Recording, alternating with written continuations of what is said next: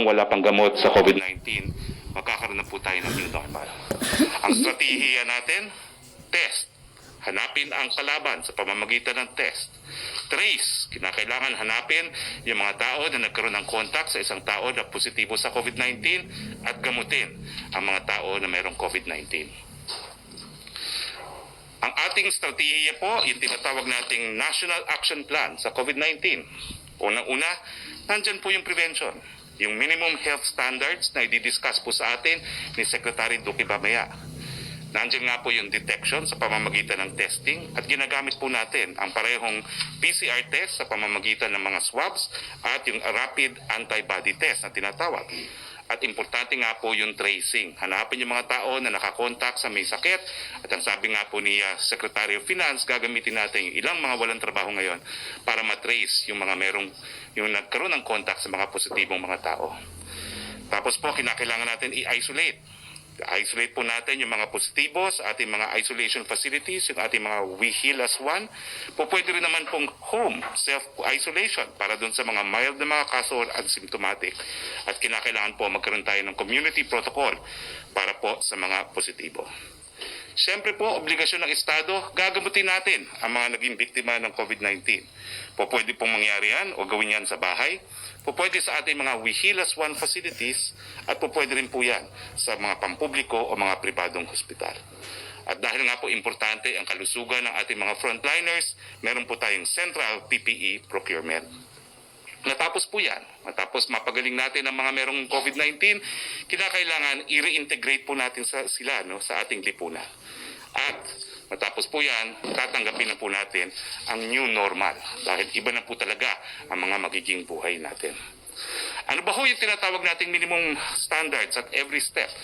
Well, yung ating mga safety protocols. Kinakailangan may polisiya na no mask, no entry. Kinakailangan frequent sanitation and hand washing. Iwasan ang paghawak po ng mga surfaces at ang ating mga muka at magkaroon ng stricter protocol for higher risk occupations, industries, and spaces. Social distancing po, at least 1 meter apart. Magkakaroon po tayo ng reconfiguration ng ating mga workspaces. Magkakaroon po tayo ng markers kung saan dapat tumayo ang ating mga kababayan sa public spaces. And no work po kung mayroong mga simptomas. At kinakailangan magkaroon din po tayo ng return to work protocols para sa mga pribadong mga kumpanya. Kung po pwede po, gawin nating work from home ang default. At matapos po, yung pagtrabaho on-site will be the exception. Yung mga magpapatrabaho po on-site, kinakailangan magbigay ng sariling mga shuttle services. No? At kung po pwede, talagang kinakailangan lahat po ng mga nag-iempleyo magbigay ng antibody testing sa kanilang mga manggagawa to be confirmed sa pamamagitan po ng PCR testing. Yung ating transition po from ECQ to GCQ. Pag tayo po ay nasa ECQ, lahat tayo stay at home. Ngayong meron na tayong modified ECQ, stay at home pa rin po tayo 100%. At kapag meron na pong GCQ, stay at home pa rin yung mga vulnerable, yung ating mga seniors, at yung mga transmitters, yung ating mga kabataan. Paano naman po ang exercise? Ito po, mabuting balita, marami nagtatanong. Sa ECQ, hindi po allowed ang eksersisyo sa labas ng ating mga pamamahay. Pero sa modified ECQ, pwede pong limited outdoor exercise allowed. Kasama po ng outdoor walk, yung paglalakad, jogging, pagtakbo, bisikleta, pero kinakailangan meron pong safety protocols gaya ng pagsusuot ng masks at 2 meter distancing. Gusto ko ng 2 million pesos kaya. At syempre po, pag GCQ na, pwede po yung limited contact sports gaya ng golf at tennis. Maraming matutuwa po dyan, pero sa GCQ po yun, uulitin ko, hindi pa po sa modified ECQ. Paano naman yung mga pagpupulong? Well, sa ECQ po, hindi pa rin po yan allowed. Sa modified ECQ, highly restricted. Ang pinakamarami pong pwedeng magpulong, 5 lamang. Pero sa GCQ, restricted pa rin po ang mga numero na pwedeng magpulong hanggang 10 lamang. Ano naman po yung pag-travel? Sa ECQ, wala pa po tayong pampublikong transportasyon. Wala tayong flights, walang domestic, at meron tayong limited international flights. Sa modified ECQ, wala pa rin pong pampublikong transportation. Wala pa rin po tayong domestic flights at limited pa rin ang ating international flights. Kontrolado pa rin po ang mga papasok na travel. Ito po ay limitado sa ating mga OFWs at mga returning Filipinos. Bagamat po pwede pong mag-biking and non-motorized transport na ini-encourage natin. Wala pa pong inter-island travel. Sa GCQ, magkakaroon na po ng public transport pero meron pong strict safe distancing at magkakaroon na po ng inter-island travel from GCQ to GCQ provided there will be safety protocols. Mga eskwelahan, sa ECQ po, sarado. Sa modified ECQ, sarado pa rin. Sa GCQ, skeletal workforce po to process yung mga requirements para sa mga estudyante at saka para po magprepara sa graduation at magprepara sa susunod na semestre. Ang mga tao pong nagtatrabaho sa gobyerno, ito po, maraming tanong din. Sa ECQ, skeletal on-site and others po, work from home. Meron na pong guidelines na in-issue ang ating Civil Service Commission dyan. Sa modified ECQ, pareho pa rin po. Skeletal workforce pa rin ang mga taong gobyerno at kinakailangan work from home pa rin sang-ayon po sa Civil Service Circular. Sa GCQ, well, magkakaroon po tayo ng alternative work arrangements. Kinakailangan nga siguro masunod yung 40 hours of work pero may mga possibility na magkakaroon po tayo ng 4-day work week. Now, ano ho ba yung mga different phases as we move from ECQ to modified ECQ at GCQ? Well, sa populasyon po, sa ECQ, lahat ng tao nasa bahay. Sa modified ECQ, lahat ng tao pa rin po ay nasa bahay. Sa GCQ, yung mga vulnerable, yung mga seniors, at ang mga transmitters, ang kabataan, sa bahay pa rin po. Tapos, sa public transportation, well, ito po, sa ECQ, wala pong public transportation, maliban lamang sa mga shuttles para sa frontliners. Sa modified ECQ, wala pa rin pong public transportation, pero pwede po na mag-deploy ng mga shuttle buses, yung mga industriya na ina-allow na magtrabaho, at saka subject din po sa exceptions na ibibigay ng DILG tungkol dito. Ang mga public shuttle po dapat ibigay ng mga kumpanya. Kung pagmamaari po ng kumpanya, wala na kinakailangan na permit sa LTFRB, pero kung sila po uupa ng shuttle, kinakailangan kumuha ng permit sa LTFRB. Sa GCQ po pwede na yung mga tren, pwede na mga bus, mga jeepney, taxi, TNVS, tricycle, at public shuttle. Pero limited po ito. Ang capacity, kinakailangan 50%, at ang jeepney po, aalaw lang po yan kung walang mga bus dahil harapan nga po ang jeepney. Pero kinakailangan din po merong pagsuot ng mga masks at kinakailangan pa rin yung strict minimum health standards. Sa transportasyon pa rin, sa ECQ, company shuttle nga po, sinabi ko na yan. Sa modified ECQ, pareho po. At sa GCQ, pwede naman talaga yung mga private shuttle. Yung mga pribado mga sasakyan, pwede po yan sa ECQ. Pero para po yan makapasok yung mga nagtatrabaho sa mga industriyang pinapayagang mag-operate. At ganyan din po ang rule sa modified ECQ. Bagamat papayagan na po siya sa GCQ. Ang mga bisikleta, hindi pa rin po pwede sa ECQ. Pwede na sa modified ECQ at sa GCQ. Mga motorsiklo, hindi po pwede sa ECQ. Pwede na po sa MECQ, pero dapat isa lang ang pasahero. At pwede rin po sa GCQ. Ang e-scooter, hindi po pwede sa ECQ. Isang tao po pwede sa MECQ at pwede na po sa GCQ. Ito po, ano ba ho yung mga guidelines pagdating sa construction na umiiral sa modified ECQ? Nung Sabado po, inanunsyo natin na sa ECQ, pwede na yung mga importanteng infrastructure project na related sa COVID, na mga proyekto na tinatawag nating climate mitigating projects, gaya ng mga flood control, at yung mga build projects, no? At kasama na po yung mga PPP projects, so yung mga public-private partnerships. Sa ilalim po ng ECQ, mas dumami po ang mga proyekto na papayagan. Pwede na po ang lahat ng pampublikong mga proyekto ng DPWH, at pwede rin po ang mga pribadong mga proyekto, pero kinakailangan sumunod po sila sa minimum standards na in-issue po ng DPWH. Ano ba ho itong mga standards na ito? Una-una, kinakailangan ang magtatrabaho ay between ages 21 to 59.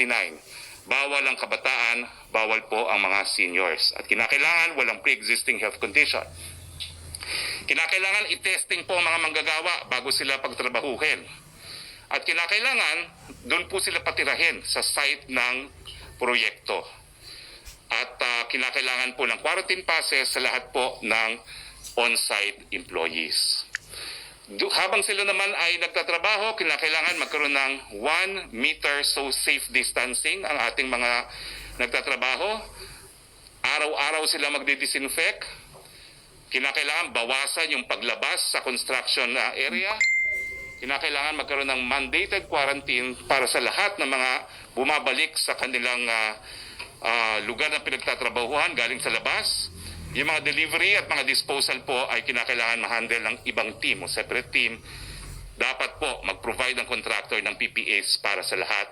And magkakaroon po tayo ng safety officer to ensure compliance sa mga guidelines na ito. Ito na po. Ano ba yung mga industriya na pinapayagan sa ECQ, sa modified ECQ at sa GCQ? Sa lahat po yan, allowed itong tinatawag nating Category 1. Ano ba ho yan? Agriculture, forestry and fisheries, manufacturing of essential goods gaya ng pagkain and beverages, hygiene, medicine and vitamins, medical products, pet food, feeds and fertilizers. Yung mga hospital, syempre, mga clinics, mga dermatological, dental, optometric, and eye, ear, nose, and throat. Yung essential retail, mga groceries, markets, and drugstores.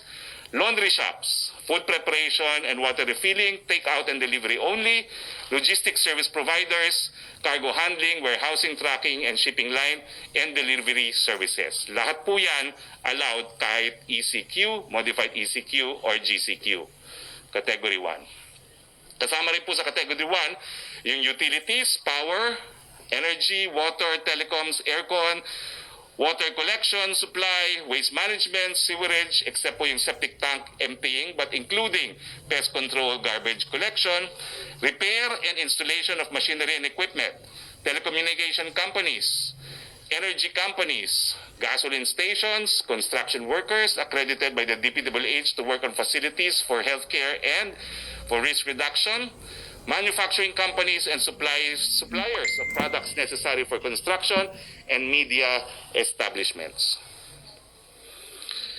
Category 2, ito po yung meron na pong mga distinction. Yung Category 2 po, yung mga negosyo gaya ng beverage, yung alcoholic drinks, electrical machinery, wood products, furniture, non-metallic products, textiles, wearing apparels, tobacco products, paper and paper products, rubber and plastic products, coke and refined petroleum products, other non-metallic mineral products, computer, electronic, and optical products, electrical equipment, machinery and equipment, motor vehicles, trollers and semi-trollers, other equipment, transport equipment and others, bawal po sa ECQ. Pero sa modified ECQ, itong mga industriya na binasa ko po ay po pwede na. At siyempre po, dahil pwede na sila sa modified ECQ, pwede rin sila sa GCQ.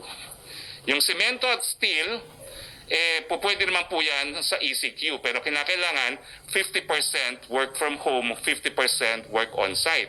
Ngayon po, sa modified ECQ at sa GCQ, pwede na po yan. Yung mining and quarrying, pwede po yan sa lahat ng zona. Yung electronic commerce companies, po pwede na po yan sa lahat ng quarantine. Yung postal, courier, and delivery service, sa lahat po ng quarantine areas, pwede po yan. Yung export-oriented companies po pwede rin. At yung real estate activities, po pwede lang po sa ECQ at modified ECQ ang leasing. Pero ang pagbebenta, po pwede na po sa GCQ area. Huwag po kayong mag-alala, ipapaikot po namin itong PowerPoint presentation na ito para meron kayong guide.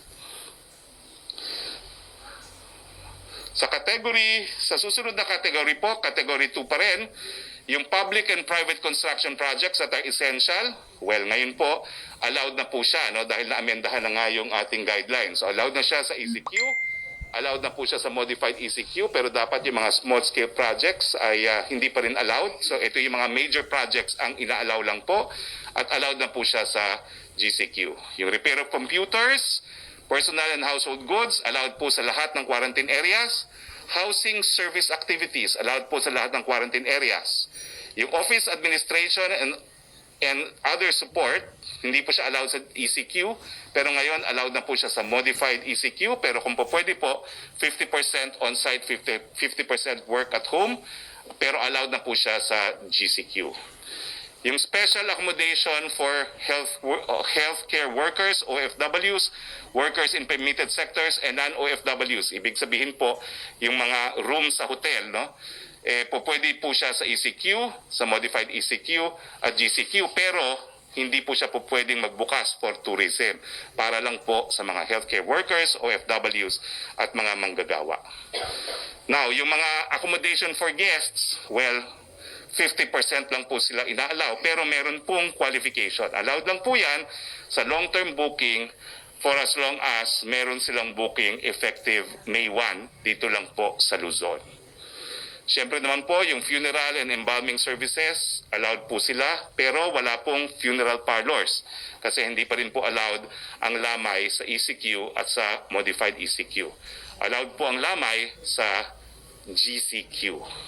Ang mga vet clinics, allowed po sila pero 50% sa ECQ and modified ECQ. Pwede na sila mag 100% sa GCQ. Ang security and investigative activities, 50% po sa ECQ, 50% din sa modified ECQ. Allowed po sila sa GCQ. Category 2 pa rin po yung mga BPOs. Yung work from home, on-site or near-site accommodation or point-to-point shuttles. Ibig sabihin, 50% pa rin, in-encourage natin sila na work from home, pero kung merong magtatrabaho, kinakailangan merong shuttle service o di kaya malapit ang tirahan. Allowed po yan sa ECQ, allowed po sa modified ECQ, allowed po sa GCQ. Mga bangko, allowed po sila sa lahat ng quarantine. Yung capital markets po, allowed po sila sa lahat ng quarantine areas. Yung other financial services, gaya ng money exchange, insurance and non-compulsory pension fund, hindi po sila allowed sa ECQ pero bukas na po sila ngayon sa modified ECQ. So yung mga insurance, pwede na rin po, marami nagtatanong rin yan. Pero 50% din po. 50% work on-site, 50% work at home. Sa GCQ, pwede na pong 100%. Legal and accounting, di po sila allowed sa ECQ, pero ngayon 50% work at home, 50% on-site, at ma-allowed po sila sa GCQ. Ang management consultancy activities, gaya ng mga abogado at accountant, hindi po pwede sa ECQ, 50% capacity sa modified ECQ, 50% work at home, at allowed po sila sa GCQ. Ang mga arkitekto and engineering services, technical testing and analysis, hindi po sila po pwede under ECQ. 50% on-site, 50% work at home, allowed na po sa modified ECQ at allowed po sila sa GCQ. Scientific and research development, ganoon din po. Hindi pinagbabawal ng ECQ. 50% work on-site na ngayon at 50% work from home under modified ECQ at allowed din po sila sa GCQ. Sa suma total po, talaga naman pong marami nang nabuksan na sektor ng ating ekonomiya. Sa category 3, ito po, karamihan ito, hindi po pwede nung ECQ. Ngayon po pwede na sa modified ECQ. Anong mga ehemplo po? Advertising and market research, computer programming, publishing and printing activities, film, music, and TV production. Pero nakikita niyo po, yellow. Ibig sabihin, 50-50 pa rin. 50% work on-site, 50% work at home. Pero pag GCQ na, pwede na po silang magtrabaho 100% on-site.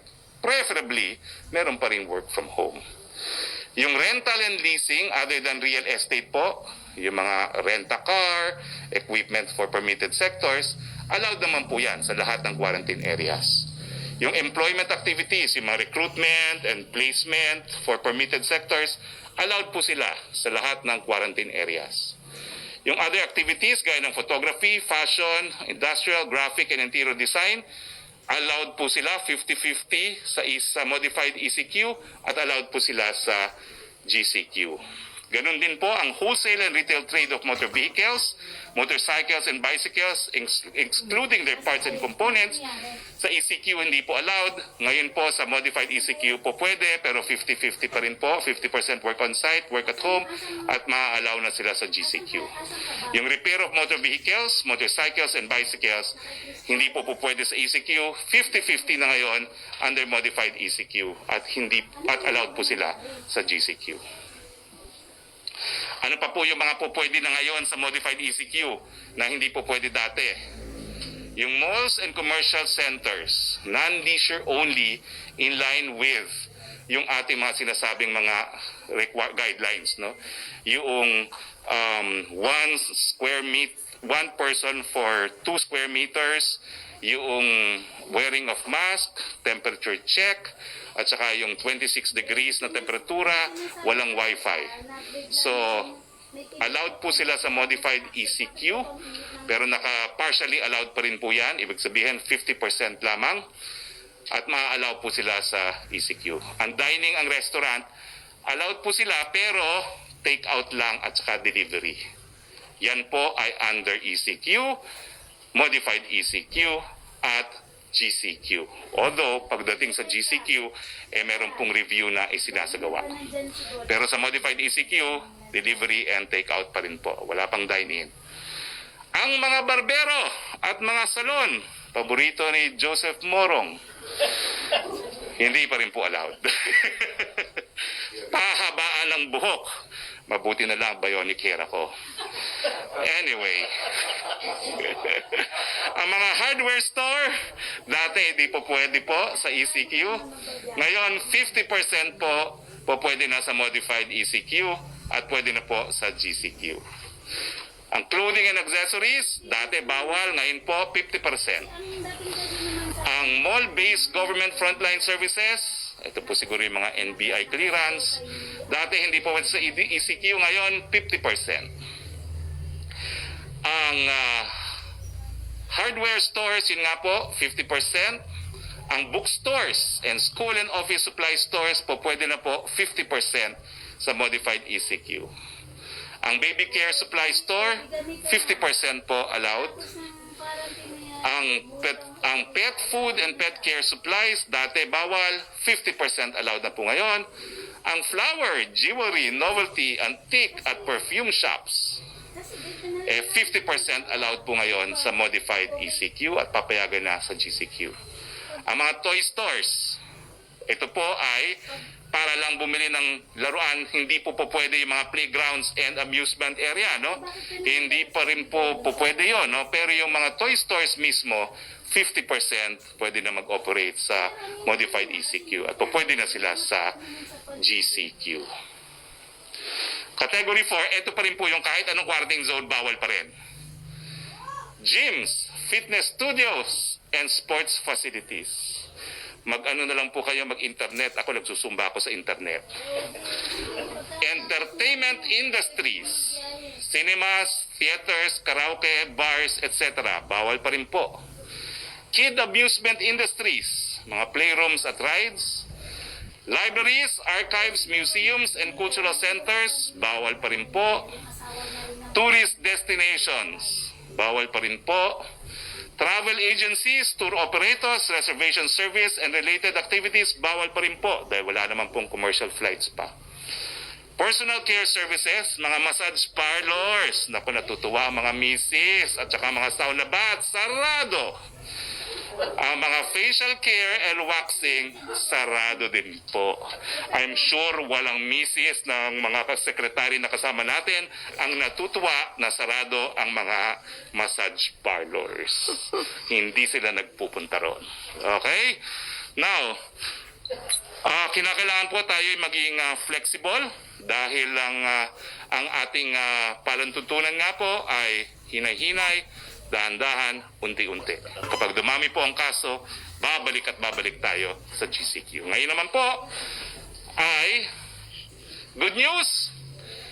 Hindi po natin inaasahan, pero ang Moody's po ay binigyan tayo ng outlook, credit grading, investment grade na Baa2 or a stable outlook. At pangalawa, sa ating good news, ay wala na palang pangalawang good news. Yun lang. Okay. Punta naman po tayo sa COVID-19 updates. Nasaan na ba po tayo sa laban sa COVID-19? Ang mga kaso po ng COVID-19 ay nasa 11,350 na. Ang mga nag-recover po gumaling 2,106. Ang mga namatay ay 751. Makikita po natin na dito sa graph nito na bahagyang tumaas po yan nung nakalipas na 2 araw, pero siguro po may kinalaman din dyan yung napataas na nating testing capability dito sa ating bayan. Ngayon po, nung nakalipas na araw po, medyo dumami po yung namatay sa COVID-19. Pero overall, talaga naman pong bumaba yung mga numero ng mga namatay. At siyempre, dun sa mga bagong gumaling, nag-recover, makikita nyo po tumaas, bagamat itong mga nakalipas na araw, may bahagyang pagbaba. Nandiyan pa rin po na patuloy na tumataas ang numero mga nagkakasakit ng COVID-19, pero kung mapapansin nyo po, hindi naman po matarik ang pagtaas. Ibig sabihin, talagang yung ating ECQ ay kahit papano ay gumana po talaga. Dahil kung hindi po, diretsong pataas yan, no? Kung hindi tayo nag-impose ng ECQ.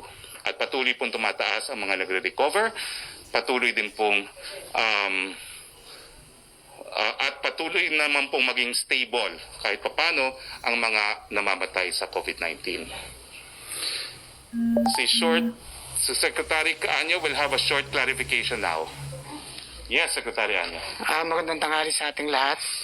Itong ating clarification ay dito sa na-issue na resolution number 35 ng IATF na kung saan ay nadideklara ang iba't ibang areas sa modified ECQ, GCQ. At dito sa resolution ay nagkaroon ng deklarasyon na ang 37 probinsya at 11 cities kasama ang BARM, sila ay nailagay bilang low-risk provinces, HUCs and ICCs shall no longer be under community quarantine without prejudice to strict observation of minimum health standards. Marami pong mga local chief executives, governors at mayors na nagsagawa ng petition, request, at sinasabi nila na hindi pa sila handa para tanggalin ang community quarantine. Kaya ito ay magkakaroon po tayo ng amendment na pagtitibayin mamaya sa ating IATF meeting upang ang mga provinces na ito, 8 region, 37 provinces, 11 cities, at kasama na po yung BARM, malalagay sila sa modified general community quarantine. Ang ibig pong sabihin, modified GCQ, magkakaroon pa rin ang ating mga local chief executives ng guidelines kung paano niya ipapatupad ang modified GCQ para sa ganon ay meron siyang kapangyarihan na magagamit na matigil ang pag-spread ng virus sa mga lugar na meron pa. Kasi kapag wala ng quarantine ay in-expect natin na baka magkaroon ng second or third wave. Kaya wala na po tayong area sa buong Pilipinas na hindi under ng community quarantine. Iba-iba lang pong level. Ito pong low risk ay mapupunta sa modified community quarantine. At meron din naman po tayong guidelines na i-issue para susundin ang ating mga local government units. Maraming salamat. Si Secretary Duque, meron siyang presentation po on minimum health standards. Thank you very much, Secretary Anyo. So ulitin ko po, wala na pong lugar sa Pilipinas na hindi nasa ilalim ng community quarantine.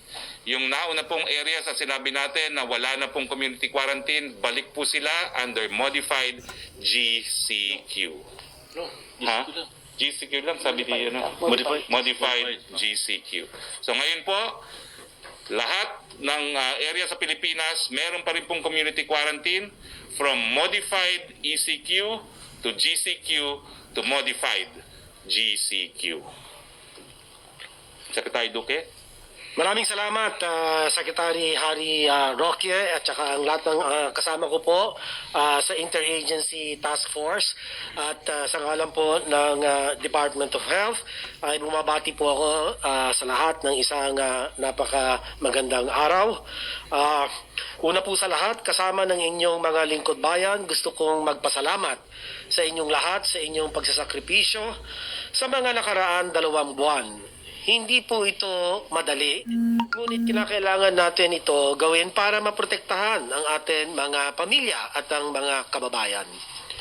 Ang bad news, nakakatakot ang COVID-19. Pero ang good news ay may magagawa tayo. At kaya natin itong talunin o pabagalin ang pagkalat. Iyon ang ginawa natin sa loob ng 8 linggo. Kaya naman sa mga susunod na mga araw, may mga lugar na hindi na mapapabilang sa Enhanced Community Quarantine or ECQ. Pero hindi pa tapos ang laban. Ika nga, kumbaga sa basketball, walang katapusang overtime ito. Hanggang walang bakuna. Parang zombie lang ang kalaban natin. Balik ng balik. Parang comeback player of the current times. Kaya naman, ang second or third wave, gaya na nangyari sa Singapore at South Korea, pwedeng mangyari sa atin uli, kung saan lahat tayo ay aligaga at walang humpay ang pag-aalala. Ayaw natin itong mangyari. At para maiwasan ito, o ma-ensure na hindi ito ganun kagrabe, isipin ninyo na lang parang sa basketball, hindi natin dapat hayaan maka-score ang COVID-19. Bantay sarado tayo. At lahat may maiaambag dito. Bawat pamilya, bawat barangay, kayo ang all-star defense team. Bilang all-star team, 2 rule book ang atin sinusundan. Una, ang minimum public health standards at pangalawa, minimum health capacity standards. Ayan po, nakikita po ninyo sa ating screen. Base sa ating national targets na nailathala po natin sa ating Administrative Order number 2020-0016, ang minimum health system capacity standards for COVID-19 preparedness and response strategies. Ito ang siyang magiging gabay ng ating mga sektoral at lokal na pamahalaan sa kanilang pagpapaplano. 30,000 RT-PCR tests ang kailangan gawin kada araw. 5 to 6 million sets ng PPE ang kailangan natin kada buwan. At para naman sa atin ICU capacity, 6,000 na bilang ng ICUs at 6,000 na piraso ng mechanical ventilators ang kailangan natin na paglaanan ng investments. Ang bawat riyon naman ay kailangan paghandaan ang mga sumusunod. At least isang biosafety laboratory level 2 na may kapasidad na mag-RT-PCR test. At least isang dedicated referral na ospital, pasilidad, floor or wing na para lamang sa mga may malubha o critical na sakit. At least isang ICU at MECQ kada 25,000 na tao ang dapat na isaalang-alang para sa mga may malubha o critical na sakit. At least 30% na additional na kama ang kakailanganin para sa mga pampubliko at pribadong ospital para ma-accommodate ang mga pasyente na may COVID-19. Ang bawat probinsya naman, kailangan magkaroon ng sumusunod na katao. at least one epidemiology and surveillance officer kada 100,000 katao. At least one contact tracer kada 800 katao. At least one barangay health emergency response team kada 1,000 katao. At least 10 o 10 trained staff para sa testing. Kinakailangan naman ng mga sumusunod na infrastruktura para sa mga probinsya. Una, at least isang temporary treatment and monitoring facility kada 2,500 na tao. At least isang ambulansya or medical transport. At least isang dedicated na transport para sa specimen at least isang dedicated na funeraria o crematorium.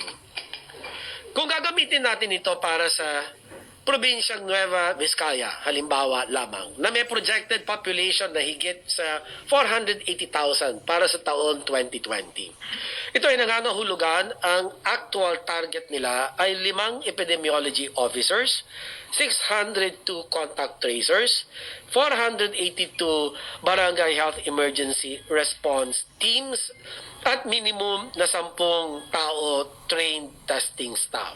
Para naman sa facilities, ang target ay magkaroon ng 193 isolation beds para sa mga temporary treatment and monitoring facilities, at least isang ambulansya para sa mga pasyente, isang transport na dedicated para sa mga specimen, at isang designated funeral home or crematorium para sa suspected or confirmed COVID patients.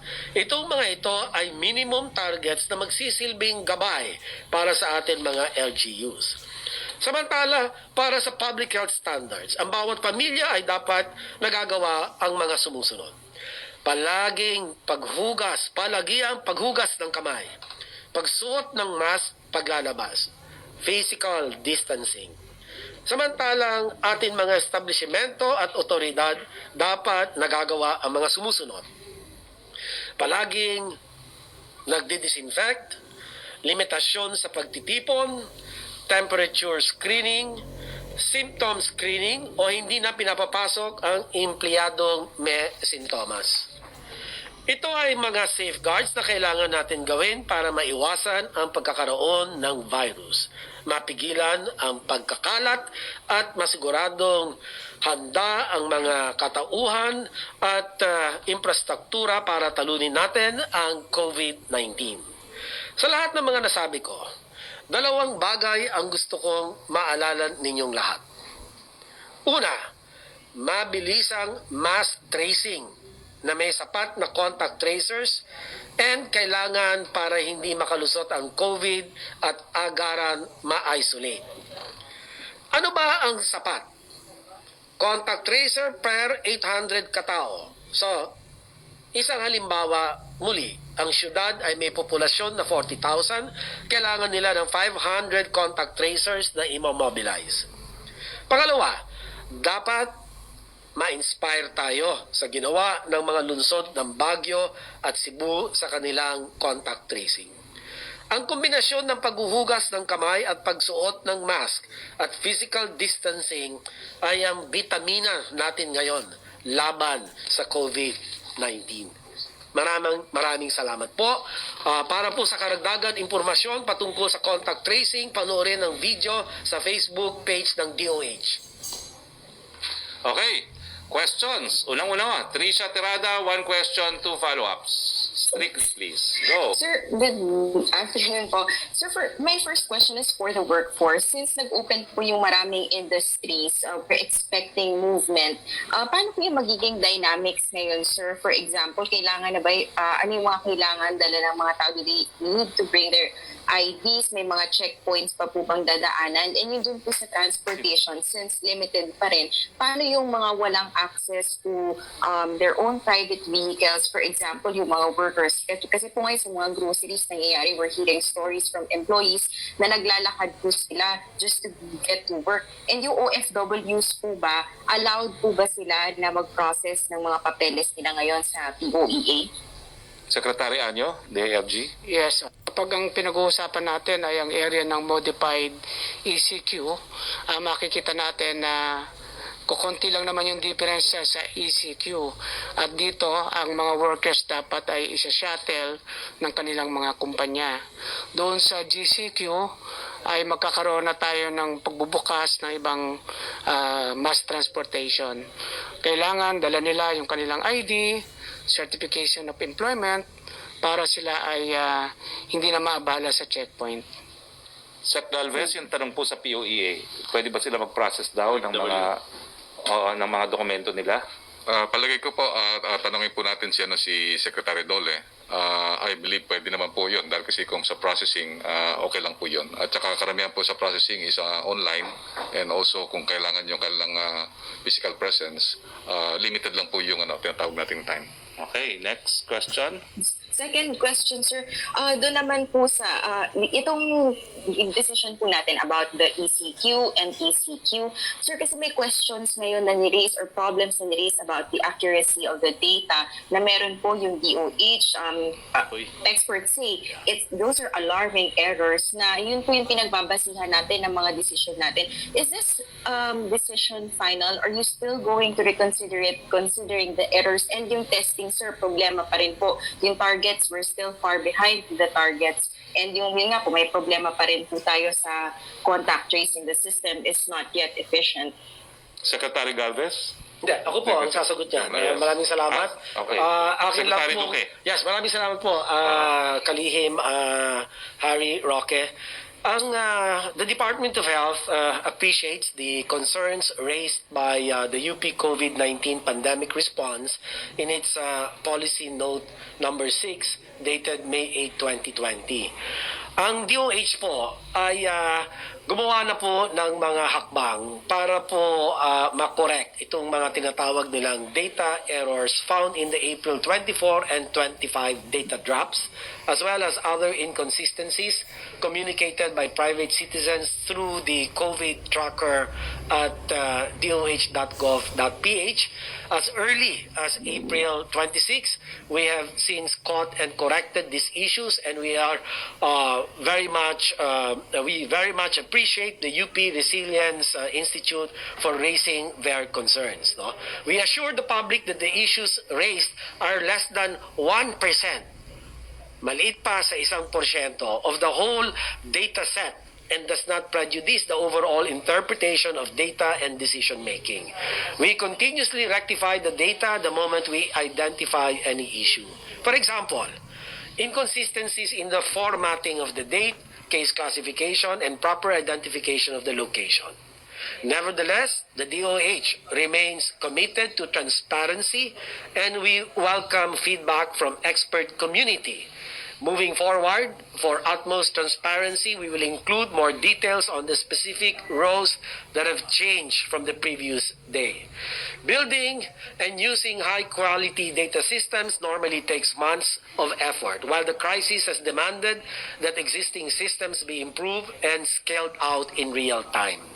DOH is currently rolling out a new digital epidemiological surveillance information system.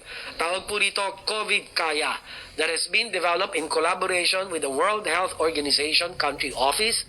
This new system automates several data collection processes, which is expected to minimize encoding errors.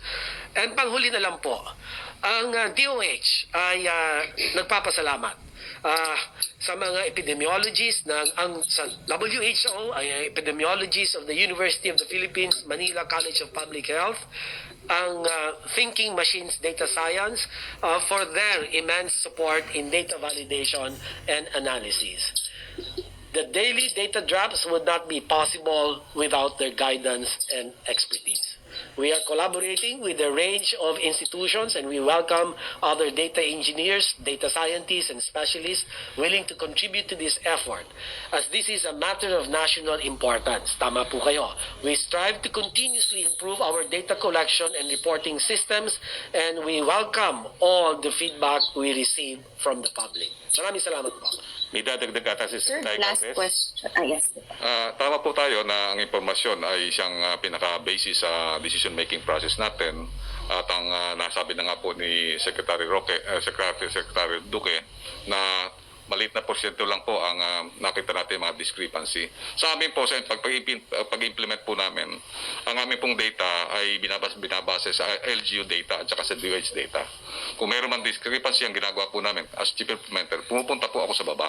Tinitingnan po talaga ang impormasyon. Yun ang tinatawag natin validation. So, I believe hindi po tayo nagkamali na magkaroon po ng shifting dahil kasi po naman yung shifting po naman natin is natawag natin dahan-dahan at saka po hinay-hinay lang po lamang. Ang pagkakaiba lang naman natin na nakikita natin sa transition natin sa ECQ at saka yung MECQ is yung pag-open ng ating business kasi hindi po talaga pwede na mayroon tayong extended ECQ ay mamamatay naman po ang ating economy. At nakita po natin na ang COVID ay ito'y matagalang labanan at hanggang wala pong vaccine ay talaga pong kailangan din po natin yung tinatawag natin yung economy natin to sustain it. Ito po ngayon, gumagawa tayo ng konting opening na hinay-hinay, gradual at saka incremental opening for the opening of our economy. Kasi po, pagka po nangyari po na hindi po natin inopen ang economy, we will gonna bleed. Sa ngayon po, nag-contract ang economy natin sa negative 0.2. And we cannot sustain this fight kung wala po yung COVID. Yung isang basis din po namin, kaya kami nag-opening, for the past few days, ang ating pong debt ratio ay may kababaan as compared to other countries. At tinitingnan po natin, sa old active cases natin, 8,493, ay mahigit na 88% ang mild. 7,520 lang po ang mild. At saka yung karamihan po, 892 asymptomatic. Ang severe natin at saka critical is only 8%. 52 po ang severe at saka 25. Ito po ang mga basihan po ng data natin. Ibig sabihin, tumaas na po ang healthcare capacity natin dahil marami na po tayong recoveries over death. At the same time, marami na po tayong mga mega facilities. Kanina po, ang Philippines, nandun po kami sa Secretary Duque, may additional 108 bed capacity na po tayo. Meron na rin po tayong testing capacity. Ngayon, tumaas po ang testing capacity natin sa 8,000. At ang ating mga private sector ay nagdo-donate pa rin po ng mga PCRs at saka mga automated extraction machines. At the same time, ang ating po mga LGUs ngayon po ay nagiging nakikita natin aggressive. At the same time, talagang nakakapacity na po natin ang ating LGU. So ito po yung mga basihan po ng ating po pag-ibig. Pagpaumanhin niyo po, no? But I will have to amend what I said earlier. One question, one follow-up lang po dahil lahat po kami a-attend ng 2 p.m. IATF meeting. Yusek Rocky? Okay, Secretary, from PADCU Inquirer, may we know when the Office of the President will release the executive order regarding the guidelines for distribution of the second tranche of the SAP? DSW, they said they cannot start distribution without said EO. Okay, hindi po iyo ang inaantay natin. It's a memo from the OSAP, no? At lalabas naman po yan siguro itong linggong ito para mapagsimula na nga yung second tranche, no? Maricel Halili, TV5. Hi sir, magandang hapon po. Kay Secretary Anyo, sir, may we have your position lamang po about doon sa birthday party? Mga photos ng birthday party ni NCRPO Chief Sinas na kumalat po sa social media because it seems na hindi po nasunod yung social distancing. Okay. Yung insidente na yon ay hindi naman matatawag na birthday party. Ito ay isang manyanita na isang tradisyon sa military at police service na nagsimula pa sa Philippine Military Academy. Na kapag ang commander ay birthday, ang mga key officials niya ay nagbabati ng happy birthday at the dawn or early break of the morning. So ganun ang nangyari doon, hindi talaga siya party. Kaya lang sa panahon ngayon, that is uncalled for, no? Sabi ko nga, meron tayong tinatawag na delikadesa. So mga ganyan, stop mo na yung mga ganyan activity. Now I leave it to the Philippine National Police to conduct an investigation kung meron ba talagang naganap na violations ng mga quarantine guidelines, no? But as I said, no, wala siyang tinatawag na deliberate partying. So tinanong natin kung ano lalabas sa investigation ng Philippine National Police. Okay, one But sir, follow-up. will you discourage these things to happen again? And ano po yung possible na liability, not only of NCRPO Chief Sinas, but of course all the other police who attended the event? Yes, actually, I've already directed all bureaus and offices under the ILG, and I hope pati din sa ibang government offices na sa panahon ngayon, uncalled for yung mga ganyang klaseng pagsasalo-salo, gathering, no? Titingnan natin kung ano yung magiging appropriate sanction or whatever, kung ano yung resulta ng investigation. Yusek Rocky? Secretary Opo, from Tina Mendez ng Philippine Star, what are the guidelines for individual sports such as boxing, swimming, gymnastics, skiing, bowling, wrestling, powerlifting, and mixed martial arts, etc. under modified enhanced community quarantine and GCQ areas? Secretary. Okay, ang ating athlete ang sasagot yan, Secretary Lorenzana. Thank you very much, Secretary Harry. Yung mga contact sports, hindi pa pwede ngayon. Maybe as we go down the road at medyo lumuwag-luwag yung ating mga pwede na yan. But ang authorized lang ngayon ay yung no contact sports like biking, tennis siguro, and golf because they can distance themselves from each other. Yung kasing boxing, wrestling at saka yung ano pa dyan ay hindi contact sports yan, nagkakalapitan yan at saka nagkakapan pa. So wala pa tayong guidelines dyan dahil hindi pa authorized. Thank you. Follow up? Opo, may air travel restrictions po ba sa NAIA since naka-modified ECQ na tayo? Paano po ang inflow ng passengers from abroad? How about domestic flight? And what about airports and seaports under GCQ areas? Secretary Galvez? Sa ano po natin sa ngayon, mayroon na po tayong pinapatupad na tinatawag na controlled inbound flight. Ang flight na po ay para lang po sa ating mga returning OFW. So hindi pa po talaga open ang commercial flight. This is only open for OFW. Ang ano po natin ay more or less 400 to 600 people lang po ang ina-allow natin or more or less 2 to 3 flights a day. Yung travel naman po sa nasabi na po kanina na yung po between GCQ and GCQ areas, pwede po ang inter-island. Pero po sa ECQ, hindi pa po pwede ang air travel at saka yung sea travel. Pero ang tanong po, pwede na bang air travel from GCQ to GCQ?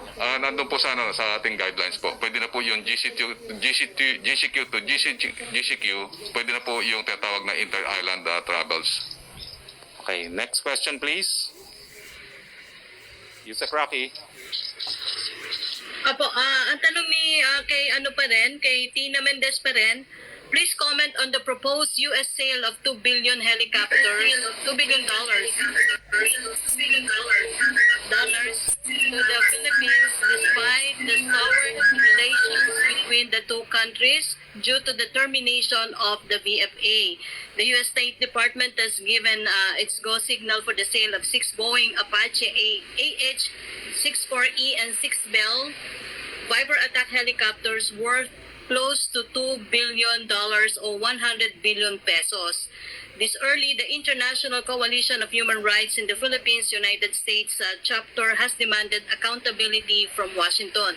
The group noted that the arms sales would be headed to Duterte's state forces who are becoming only more ruthless under COVID-19, said Drew Elizarde Miller, ICHRP U.S. spokesperson, in a statement. Secretary Lorenzana. Thank you very much for that question. Alam nyo, itong pagbibili natin ng attack helicopter ay nagsimula pa nung mga siguro 2016 o 2017. At namili yung Air Force ng mga platform, iba-iba, kasama na yung Apache at saka Viper, at saka iba pang mga attack helicopters ng ibang bansa. Ngayon, usually yung United States kailangan ng go signal ng State Department kung magbibenta sila So, yung Air Force humingi ng details kung bibili tayo sa US at inabot sila ng ilang more than 1 year, I think almost 2 years bago nila masagot yung ating mga tanong. So, ngayon dumating. Wala naman itong koneksyon doon sa ating pagputol ng ating BFA or pag-terminate ng BFA. Continuation lang ito ng ginawa na beforehand. Ngayon, yung perang I think that's 1.5 billion to 2 billion for 6 helicopters, attack helicopters, ay hindi natin kaya yon. Ang pera lang natin na nakalaan para bumili ng attack helicopter ay 13 billion lang. Kung bibili tayo ng attack helicopter ng ganyang halaga, ay baka isa o dalawa lang mabibili natin. Kaya tumitingin tayo sa ibang bansa ng attack helicopter na mabibili natin na medyo madami-dami sa halagang ibinigay sa atin ng gobyerno. Ngayon, yung komentaryo ng mga batikos ng ganyan ay sinagot ko na yan kasi mayroong nagsabi na bakit daw yung mga leftist side sabi bakit bibili tayo, bakit hindi natin ibigay na lang sa mga tao. Agree ako dyan. I agree that buying these helicopters is I think we would rather give it to our people. Kaya lang ang sabi ko, itigil ninyo yung inyong arms struggle. At titigil din namin na pagbili ng ganitong armas kasi 50 years na kayong nanggugulo dyan. Gusto ninyo mapigilan kami pag-angkat ng mga panglaban sa inyo pero hindi naman yung ititigil yung inyong ginagawang arms struggle. Salamat po. Yes, si Joyce Balancio, DZMM.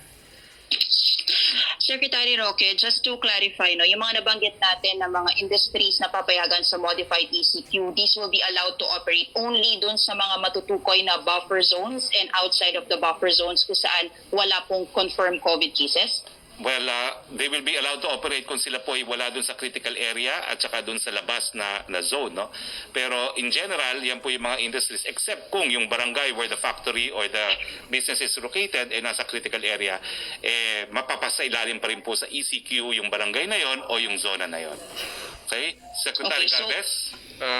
Yung yung tinatawag nating mga opening ng business, pag po yan, pag-uusapan po ng LGU at saka ng business sector po yan. Yun lang po ang nagbigay tayo ng general guidelines. Kaya po nakita natin ang normally yung mga business corridor po na yan ay normally located sa modified GCQ at saka doon po sa nasa buffer zone or yung areas out of buffer zone. Ito yung mga tinatawag nating mga economic corridors at mga safe area. So ngayon, maganda po nag-uusap pa ang business at saka po yung LGU para pagtulungan po nila. It will become their motivation. Pagka nag-open up po yung ating tinatawag na critical zone ay malinis po natin, kung nandun po ang economic area, ay pwede pong yun ang magiging motivation po nila. Yes, ito po, Sir, another question po. pinapakita po namin uli yung different zones, no? Yung critical zone at containment zone.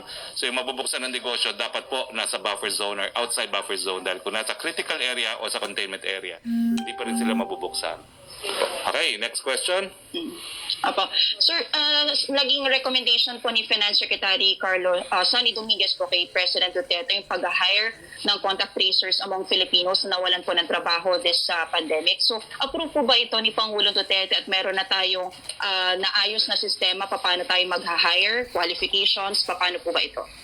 Well, si Secretary Anyo. Yes, gagawin natin yan because it's not just because we modified or we put some ease or relaxation in our community quarantine ay wala ng virus at wala ng COVID. Tumaas na yung ating health capacities kaya can afford tayo na magbawas ng mga restrictions. But for 2020 and even 2021, we will continue to test, trace, isolate, treat. So kailangan ang pinaka-workforce natin talaga ngayon ay ang ating mga contact tracers. So sa LGU levels, mag-hire tayo. Dito rin sa ating national agencies, meron din tayong i-hire dyan kasi integrated ang effort natin, no? National, regional, provincial, down to the municipalities. But of course, these are all led by our local chief executives sa kanilang mga respective task forces. So we expect that we would hire and then we'll also conduct training, capacitate these contact tracers. This is the only way we can really identify those who can be isolated and tested. May qualifications po tayo, Secretary, para lang po alam ng mga kababayan natin if they will be qualified to apply. Dagdag lang yun sa sinabi ni Secretary Anyo. Ang pangunahing dahilan kung bakit naiminungkahi ni Secretary Sally Dominguez na mag-massive hiring tayo ay para magkaroon ng pera yung mga tao. Kasi nga matagal na nawala ng mga trabaho, kadamihan sa mga mamamayan ay nawala ng trabaho para magkaroon silang pera dahil kung walang pera yung mamamayan ay hindi naman gagalaw yung ekonomiya natin. That is the first and foremost reason. Marami pa nga ibang panukala kung paano natin pang paramihin yung mga pwedeng ma-hire ng government, hindi lang sa contact tracing, kundi sa construction na sector. Thank you. Okay, at ang pinarating po sa akin mensahe ni Secretary Chua, i-empleo naman po itong mga taong to kung hindi po permanent, temporary basis, no? Hanggang bumalik sa normal ang sitwasyon. So, pero meron po tayong sapat na pondo para dyan. Yes, Joyce? One more question, Joyce? Yes, go ahead, Joyce. Apo, Secretary, umaapil po ang bayan muna dun sa naging nilabas natin no, na dagdag na import tariffs on petroleum products. Sabi nila baka daw po mag-cause ito ng spike in food prices. Ano po ang guarantee natin na hindi ito dagdag burden sa ating mga kababayan? Minomonitor po yan ng ating economic team at nung pinataw naman po yan, all-time low ang presyo ng ating gasolina at other oil products. No? So kung talagang mag-spike po yan, ititigil din po yan. That was very clear from the imposition. It's a temporary excise tax. So kung talagang tataas, babawiin din po yan. Si Yusek Rocky, please. From Secretary from Belia Carrias of Bandera, can we have balanced reactions sa study po ng endcoronavirus.org saying Philippines ranks as one of the worst performing ASEAN countries in combating COVID-19 alongside with Singapore and Indonesia? Well, isa lang po yan siguro sa mga naglalabas ng ratings, pero yung naunang lumabas po ay isang Tuluna study, Black Box of Singapore, na nagpapakita na pang-anim daw tayo sa pinakamagaling na magresponde sa buong daigdig dito sa COVID-19. So mas naniniwala po ako dito sa Singaporean study nito dahil hindi ko po alam kung saan itong endcoronavirus.org nito. Next question, please. UP experts have questioned the accuracy and integrity of DOH data of COVID-19 COVID cases. UP experts said data being provided by DOH have significant implications on the reliability of scientific analysis on COVID-19. Yusek already answered, less than 1% ang dinidispute nila, and the Department of Health welcomes contributions from all sectors. Now, next question, please. Si Joseph Morong by Skype. Sir, good afternoon po. Good afternoon, Secretaries. Can I go to Secretary Duque, please? Yes, please. All right. Secretary Duque, can you tell us honestly what happened dun sa mga nasa green areas yesterday? We announced na no community quarantine, but then you changed it. What happened?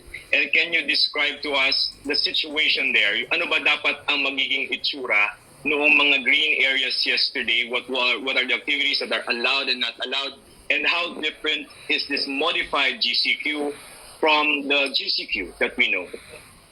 Well, unang-una, na paliwanag kanina ni Secretary Anyo, nagkaroon kasi ng honest mistake, doon sa inilabas na resolution na kung saan ako ay nakapirma kasama po si CABSEC Nograles na ang representation sa akin ng isa sa mga staff ko sa Secretariat ng IATF na walang babanggitin munang mga lugar.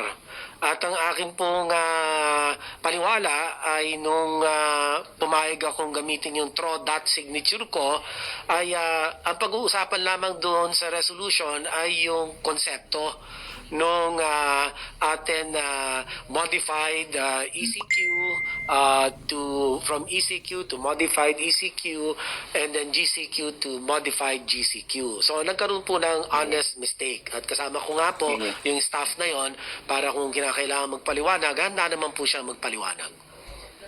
Sir, yun lang kanina sa question, no? How different is that? This is my first question, Secretary Roque. How different is that from how different yung modified GCQ sa GCQ? Well, siguro we can reserve that for tomorrow, no? Kasi as you can imagine, parang presentation ko yan sa modified ECQ red, no? But we'll attend to that tomorrow in more detail. But Secretary Lorenzana wants to contribute. Dagdag ko lang doon sa sinabi ni Secretary Roque. Nung lumabas yung resolution na yun at nag-viral, maraming mga naepektuhan na wala ng quarantine na mga areas, probinsya, na nagsabi sa akin kung pwede, hindi mo na sila aalis.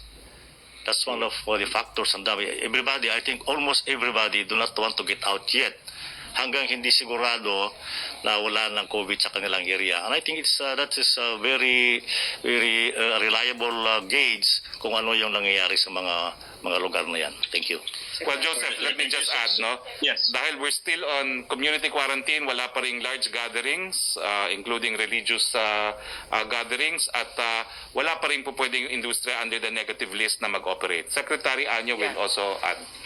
Since yesterday, there are many mayors and governors texting me and calling me regarding their concern. Kasi sila ang responsible dyan at very abrupt kung tatanggalin mo kagad yung quarantine. So from GCQ to modified GCQ ay marami silang measures na pwedeng implement and at the same time makakapagluwag na rin sila ng konti. Pero meron pa rin sila mga imposition para makontrol pa rin natin yung movement at saka makontrol natin yung pacing ng pagbubukas ng mga industries. At higit sa lahat, pati yung mga borders nila ay magkakaroon pa rin ng konting control. So ibig sabihin, yung sinabi nating dahan-dahan, hinay-hinay, so ganun din, from GCQ, bago ka pumunta sa new normal, may isa pang pace doon para masanay din yung ating mga tao, yung ating mga kababayan. Okay, one more question, second Joseph. Batch of questions. Yes, sir. Industries that are open, sir, soundbite purposes. Apparently, may marami tayong mga seniors that are very excited to go out, no? And also, yung liquor ban natin, ano po yung situation ito, liquor ban and seniors under all these quarantine measures that we have? Secretary Galvez? Nakita natin sa seniors, meron tayong niluwagan, especially yung paano sila tinatawag natin makalabas through biking, yung tinatawag natin mga exercises. And I believe yun ang nakikita natin na pwede po muna sa ngayon dahil kasi nakita natin na they are still tinatawag nating vulnerable sector. So yung sa ngayon pa lang muna sa MECQ, sa modified ECQ, yun muna ang na po natin, yung tinatawag natin na mayroong tayo na social distancing at the same time, pwede sila makapaglakad, makapag-walking, makapag-biking, and so forth and so on. At pagdating naman po dun sa exceptions, syempre, even if it is modified ECQ, seniors can go out kung wala silang kasama to get their necessities, as well as kung sila ay nagtatrabaho, pakita po nila yung employment ID nila, which is also the rule under ECQ. Yusek Rocky? Huwag din kalimutan yung pagsusuot ng mask. Ay, opo. Sabi po Dahil sa paglabag sa Duque, yung pagsusuot po ng mask. Secretary? Question Go ahead. Question from Rose Novenario. Ang tanong niya, inaresto ng pulisya ang libo-libong mamamayan dahil sa paglabag sa quarantine protocols at batay sa ulat ng United Nations Council for Human Rights, ika-4 ang Pilipinas sa mga bansa sa buo na may pinakamataas sa kaso ng COVID-19 related human rights violations. Kasunod daw po ng Nigeria, Kenya at South Africa. Ano daw po ang mayroon kay NCRPO Chief Major General Debold Sinas para hindi arestuhin at ikulong rin dahil sa pagdaraos ng birthday party sa paglabag sa social distancing at mass gatherings. Well, already answered na po yung second question. On the first question, we have a message here from the PNP Chief, Gamboa.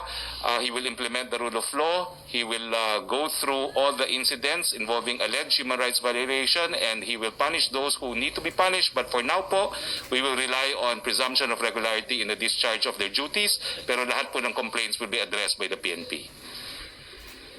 By Skype, si Cecil Morelia, please. May I ask si Secretary Luca po? We're still in World War C as the Health Department is saying it. And parating na po yung rainy season, and with it, usually the dengue season. How big a risk will this confluence of two pandemics affect the deadliness of the coming dengue season, as well as will it affect the deadliness of the COVID-19 po, Secretary? Well, the risk from dengue is a permanent one because, as we all know, the climate of the Philippines makes it vulnerable to outbreaks of dengue. But thankfully, the data that we have today show a 30% decline of dengue cases, except for some other areas. But I'll have to get back to you on that precisely to inform you which areas these are. But of course, the confluence of the dengue, the rainy season, and the expected rise in dengue cases will certainly pose a burden to the health system's capacity. Dahil meron po tayong COVID na inaatupag, ay syempre hindi po natin pwedeng pabayaan naman ang mga non-COVID infectious diseases katulad ng dengue, polio, measles.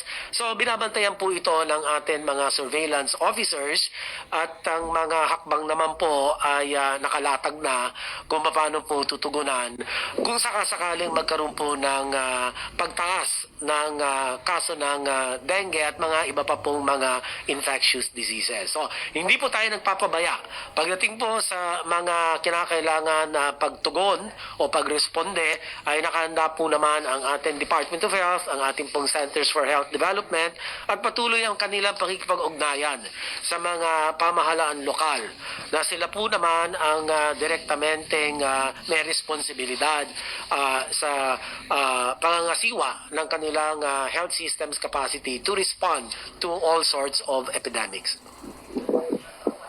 Just one follow-up po, Secretary. Are there studies showing that the SARS-CoV-2 interacts with the dengue virus? Does it make either more deadly if the two interact? If they interact in any way? Wala po kaming scientific data to support that hypothesis. But of course, alam natin na kapag meron kang dengue, ay isa sa mga komplikasyon ng dengue ay ang baga din ang tinatamaan. So kung meron din COVID threat, ay talagang magiging critical o magiging malubang-maluba ang kakalabasan ng kanyang clinical course, at kinakailangan talagang tutukan po ito. Kaya ang pinakamaganda po sa lahat ang prevention, ang pag-iiwas po na ito ay makakalat at makaapekto sa ating po mga kababayan. Kaya naman po ang pagpupursige at pagpupunyagi ng inyo pong Department of Health ay walang humpay para nga po talagang maiwasan ang pagkalat ng mga sakit na nabanggit ninyo. Yusek Rocky? From Pia Reñado Rappler, with MECQ only in Metro Manila, Cebu City, and Laguna, how will the IATF involve the local chief executives of these places in its decision making? So far, it seems the mayors only send their recommendations. Will they be invited to join IATF meetings for better and more targeted coordination? Secretary Anyo? Yes, we will have not only a meeting but also consultation and workshop with these local chief executives together with our health experts on how we are going to make the interventions in their specific areas that would be classified as critical zone and containment zone and buffer zones. So we are planning together with Secretary Lorenzana, Secretary Duque, and Secretary Galvez, probably tomorrow or on Friday, we will have this meeting. And from there, we can go to the specifics. Yes, by Skype, Melo Acuña, please. Yes, good afternoon, Secretary Roque. Good afternoon. I hope everyone's okay. For Secretary Duque, allow me to ask Secretary Duque. Governor Cuomo of New York said they found that most of those afflicted with COVID-19 were homebound. How far have you gone in the research in the Philippines to establish the majority of the COVID cases, Mr. Secretary? Well, sa ngayon po, ang inuna nga po natin binabantayan, ito pong mga COVID cases in the closed settings, no? Like jails. Yun din pong kasama natin ng WHO, nagmamatsyag po tayo doon sa mga orphanages at saka doon din po sa mga home for the aged. So, inaantay ko lang po kung ano ang resulta ng kanilang mga surveillance activities. Pero tama po kayo na meron nga pong ulat mula sa New York kay Governor Cuomo na high risk talaga itong mga homebound individuals for COVID infection. Last question po. Yes, may tanong pa rin po dito, Secretary Duque. Ano daw po yung medical explanation bakit bawal yung angkas pero pwede namang magkasiping yung mag-asawa? Hindi sigurado kung asawa niya yung kaangkas niya. Hindi raw sigurado kung yung asawa niya yung kaangkas niya. Anyway, Okay. Madali lang po. Siyempre, pinagbabawal natin yung mga close contacts. Ano po, dahil alam na po natin na ang mode of transmission via respiratory droplet at kung magkalapit ang mga tao, ang tsansa na magkahawaan ay napakataas. Kanya, yan po ang isa sa mga ipinagbabawal natin. Kaya meron po tayong social distancing kung tawagin. Yeah, thank you very much for Secretary Lorenzana. Ay, tapos na po. Yusek Rocky, only 2 questions Opo, from Eileen Taliping of Abante tonight. Sa balik probinsya, bagong pag-asa program, lahat po ba ng gustong bumalik sa nasa probinsya ay maaaring maka-avail sa programa? Sino po ang mga dapat i-priority at may garantiya ba na lahat na mag-a-apply sa programa ay hindi tatanggihan? Well, lahat po ng gusto mag-apply, pwede po kayo mag-apply. Lahat naman po yan ay meron po tayong palantutunan na susundin. Totoo po, meron po tayong mga priorities. Ang mga priorities po natin ay yung mga gusto na talagang bumalik permanently sa probinsya. Pangalawa, yung mga informal settlers po natin na gusto na rin umuwi, lalong-lalo na yung mga nakatira po doon sa mga danger zones dito sa Metro Manila. No? At syempre po, yung mga PWDs na nais din umuwi ng probinsya, kasama rin po sila sa mga may prioridad. Wala pong i-deny na application, pero ang assessment po ay gagawin na titignan po talaga kung po pwede talaga silang magkaroon ng bagong buhay dun sa gusto nilang balikan ng probinsya. Isa-isa daw pong nahuli ng mga otoridad ang mga nagbabanta sa buhay ni Pangulong Rodrigo Duterte through social media. Yung teacher humingi na ng sorry sa presidente, patatawarin ba siya ng Pangulong Duterte? At ano po ang pananagutan ng mga nagbabantang ito sa social media? Hindi lamang sa Pangulo, kundi pati daw po kay Vice President Denny Robredo at mga anak ay pinagbabantaan din. Epekto kaya ba daw ito ng mahabang ECQ dahil sa COVID crisis? Well, yan po yung ongoing police investigations. Di na po kami magkukomento dyan. Hayaan na po namin ng mga police na mag-imbestiga. No? Kakasuhan naman po sila kung mayroong legal na basihan. Si Huang Zheng, yes ma'am? Si Yellow. Hi, Secretary Roque. Thank you so much for giving this chance. My question is to Secretary Lorenzana, because I know last night there is a donation come from Chinese military to the Philippine government. So I would like to know, is that the first batch of donation from a foreign country's military side to the Philippines? And how's our comments about this donation? Yeah, I was the one who received the donation from Ambassador Wang Xilian last night, and it's a donation of medical supplies, mostly PPEs, from the People's Liberation Army, and it was brought by an People's Liberation Army Air Force to the Philippines. It is about 200,000 yuan, which is equivalent to about 1.4 billion pesos. And we are very thankful to the PLA for this donation. It will go a long way to help our fight against COVID. So this batch of donation will be used to all the frontliners, or will be just specific to the military frontliners? It will be part of the inventory of the OCD, the Office of Civil Defense, which is under the Defense Department, and we support all government hospitals and some private hospitals if they are in need of this equipment, PPEs especially. Yusek Rocky. Thank you. Okay, from Arian Meres ng ABS-CBN News Online for Secretary Roque.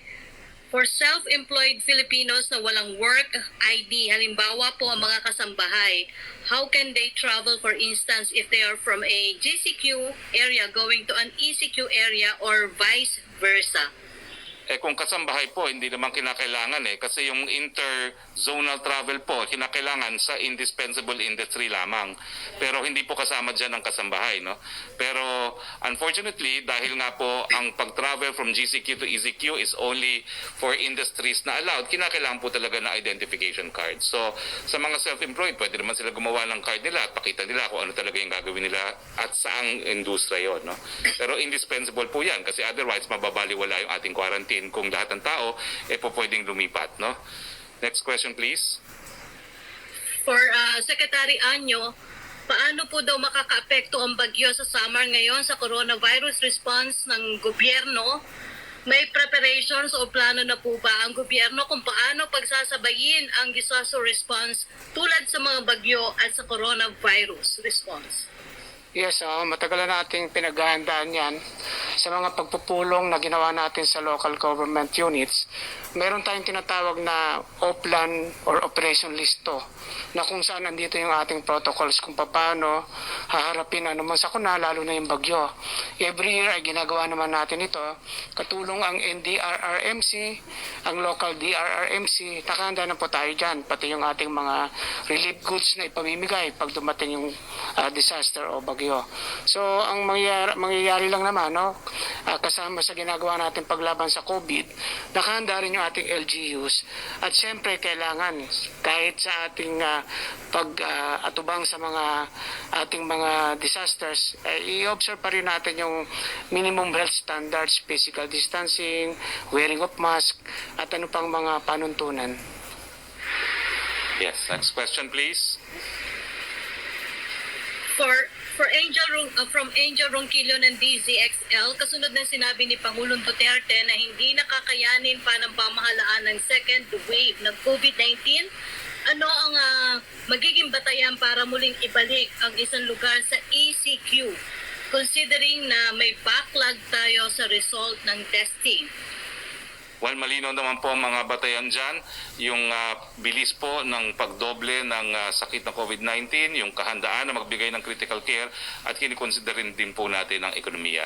Hindi po magbabago. So kung dumami po yung cases na ang pagdami ay hindi masasabayan ng abilidad na magbigay ng critical care, babalik po tayo sa ECQ. Kaya nga po flexible tayo, no? Pag po natin isipin na nakataganan sa bato na pag hindi na ECQ, hindi na babalik sa ECQ. Kaya nga po, ginagawa po natin unti-unti, dahan-dahan, hinahinay dahil ayaw natin magkaroon ng second wave na naging karanasan na ng napakadaming bansa na nagbukas ng ekonomiya. Next question, please. From Sam Medernila Business Mirror for Secretary Galvez, ilan na po sa mga over 20,000 OFWs in Metro Manila and nearby areas ang na-test? Ilan po sa kanila ang nag-test positive for COVID-19? Ilan po sinasabing OFWs ang napauwi na? Ito po sa atin, sa talaan po natin, meron na po tayo 20,569 na na-swab. And then 12,000 na specimen na po naibigay sa Philippine National Red Cross. Ang result po ay meron na po tayong 5,439 na may result. At ang result po nito ay 5,268 ang negative. At meron po tayong 171 na positive. Ito po ay 4.4% na nasabi pong testing. Meron na po tayo na 4,593 na meron pong quarantine certificates. Ito po ay ngayon ay pinaplano na po ng Marina at saka po ng DOTR at saka ng Philippine Coast Guard para po makauwi na po sila sa ngayon.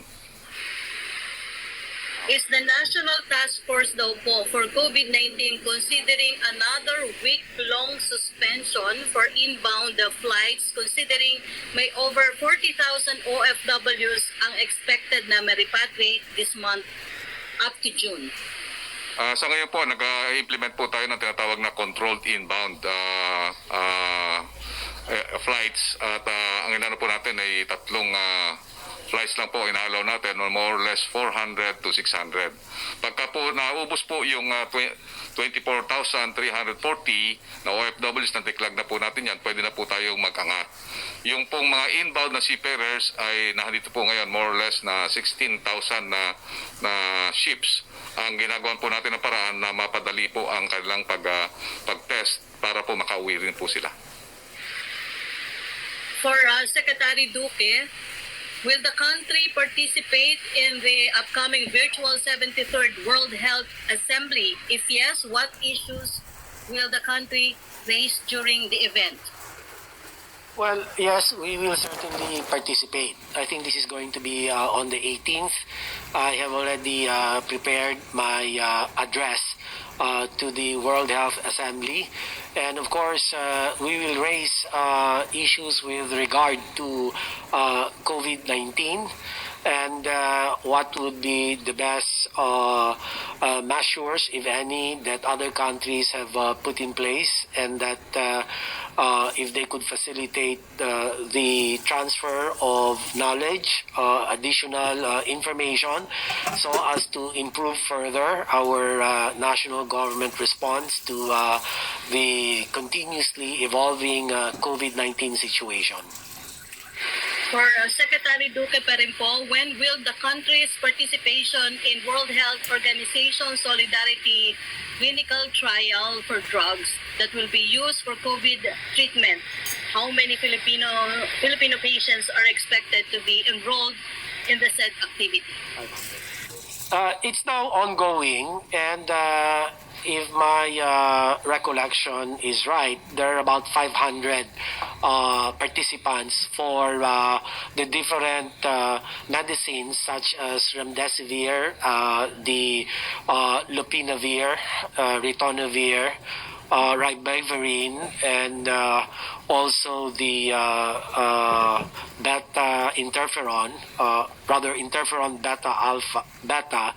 These are all part of the WHO initiated solidarity trial, and the objective of this is to really prove whether the anecdotal report as to their effectiveness or efficacy must be validated via this solidarity trial, so that this can help us manage more effectively COVID-19 cases, especially the severe and critical COVID infection. Guro, last question. For Secretary Roque, Yes, go. Secretary Roque, may list daw po ng build projects which are expected to resume soon. May BBB projects na po kaya na scrap because of the COVID-19 crisis?